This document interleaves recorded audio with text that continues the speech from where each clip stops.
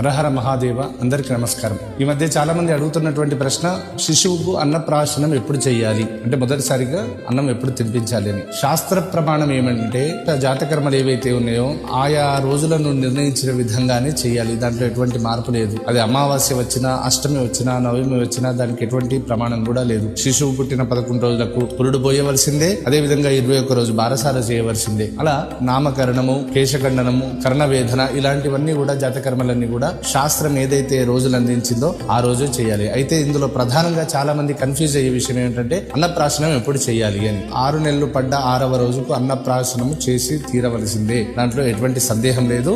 దేవాలయంలో గాని లేదా ఇంట్లో దేవతార్చన గదిలో గాని వెండి పాత్రలో వండినటువంటి అన్నప్రసాదంగా భగవంతుడికి ముందుగా నివేదన చేసి మేనమామతోటి లేదైనా వరుసైన వారితోటి తర్వాత తల్లిదండ్రులు బంధువర్గం అంతా కూడా ఆ శిశువుకి మొదటిసారి ఆ యొక్క అన్నప్రాశనం అందరూ కూడా చేయించవచ్చు. ఇందులో ఎటువంటి సందేహం లేదు. ఇటువంటి సందేహం ఉన్న వారందరికీ కూడా మన వీడియోని తప్పనిసరిగా షేర్ చేయండి, మన ఛానల్ని ఫాలో చేయండి. ఓం నమః శివాయ.